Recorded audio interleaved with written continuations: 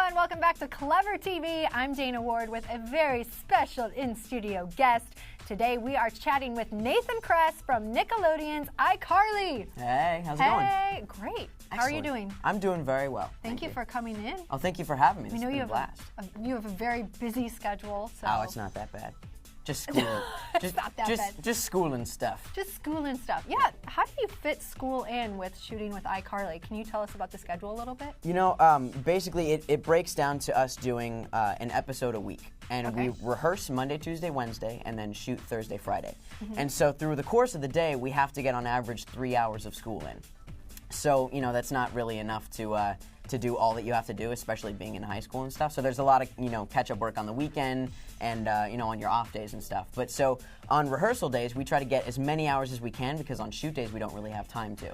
So we kind of have to, you know, subtract hours from the bank while we shoot and then add hours while we're rehearsing.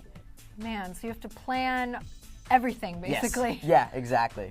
And how do you find time for, like, the normal high school activities? Like, do you? You know, you're like approaching the time for like prom and all that kind of stuff. Yeah, I've been able to go to a couple, you know, winter formals with friends and, you know, football games at my brother's alma mater. So, and, you know, I know some people at, you know, regular high schools, so I at least do have some friends there. So, you know, it's not a huge priority for me to be able to attend all the extracurricular stuff, but I do definitely get it in. Oh, good. And, like, what other extracurricular activities are you involved in? Sports and stuff. Well, I guess you can consider it a sport, but I'm really big into airsoft, which is a lot like paintball, except without, instead of shooting big balls of paint, you shoot little 6mm plastic BBs. That sounds like it hurts. Well, you know, actually, paintball hurts a lot more because it's so big. When it hits you, it gives you like a big bruise and all this nasty stuff. And paint. Yeah, exactly. And then like airsoft, it just gives you like a little welt. You feel it for a couple seconds and then it's done. Just a little. Yeah, welt. it's fine. It's no big deal. But so yeah, if I can get a couple buddies together and go out in the woods and shoot each other for a day, that would definitely be a day well spent. So do you have teams? Yes, it's definitely a team-based game, and it's all in the honor system, because when you shoot paintballs, if you get hit, you get a big splatter, so you know that you're hit. But if, you know, when you're playing airsoft, you could just say, you know, you couldn't react and just say, no, I didn't get hit, look, you know. So it's definitely on the honor system. But yeah, it's a team-based game, and it's a really fun group game. Nice. Absolutely. Okay, so I'm totally going to flip this around right now. Flip it around. Flip it good. Okay, so you're from Southern California. Yep. I'm assuming since you grew up here, maybe that's how you got into the entertainment industry, but can you fill me in on that? Yeah, you know, I got in when I was really young. I had just turned 3 years old, and I guess, I guess I was one of those kids where, like, you know, friends of my parents would ask him, you know, have you ever thought about getting him into acting? You know, maybe that's something he would enjoy, because I was really outspoken growing up, and I was an early talker, and I would watch TV and movies and memorize stuff from it, and then, you know, recite it back for my family. And then just on your own. Yeah, just for fun. You know, if I was watching Mr. Rogers and he was singing a song, I would sing it back to my family. You know, so I guess that was sort of their clue that performing may be kind of my thing. So eventually I got in, and I did, you know, some print work for some magazines. And a voiceover job, but it wasn't really anything big enough to keep me interested in the business. And, you know, we were away from our family for so long, you know, driving out to LA a lot just to be able to audition. And sometimes, you know, when it didn't work out, sort of like, you know, what am I doing this for? You know, so when I was about 6 years old, I had just gotten kind of tired of it, and I decided to get out and just do the regular kid thing, you know. So I got out, and then I went to regular school from kindergarten to 5th grade. And, you know, did all the normal kid stuff. Did my T-ball, did my Little League, did some school plays here and there. And it was actually in 4th and 5th grade where I started doing my school plays, and I took it a lot more seriously. And that's kind of what piqued my interest in acting again. Like in 5th grade, it was The Emperor's New Clothes, and I played the Emperor. Wow, so that was really, big-time really role fun. There. Yeah.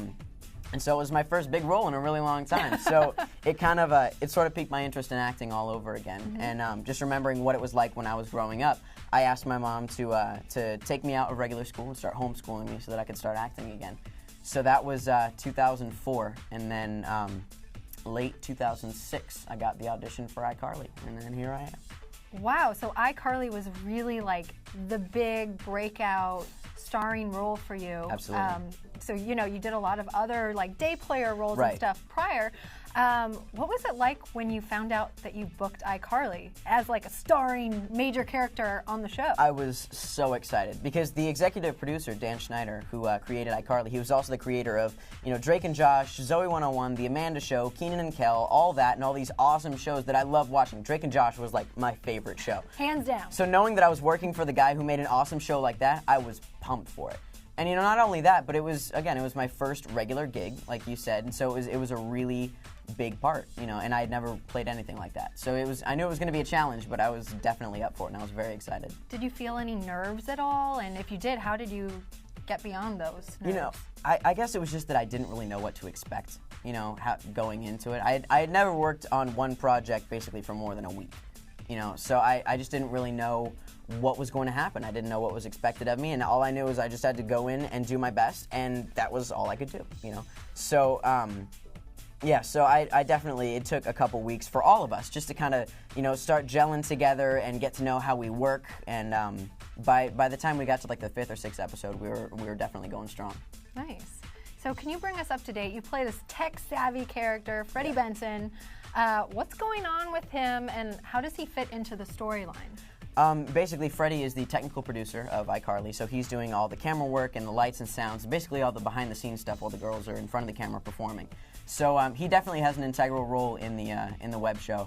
But I'm noticing lately when talking about character development that Freddy is definitely mellowing out a lot more, especially from the first season where he was a lot more high-strung, and if Sam would insult him or attack him in any way, he'd flip out, and just start screaming, "Oh, darn you, Sam," But I've noticed, like, especially starting in the 2nd season, he's really mellowed out. Like if you hear Sam insulting him, he'll just roll his eyes, and just kind of, forget about it and not let it get to him. But so I've noticed that me and Freddy are actually becoming a lot more similar lately. So were you totally different when you started out? Like, do you have any of these tech-savvy aspects in your life? I would like to say that I was fairly tech-savvy, but Freddy is definitely a lot more adept at the tech stuff than I am.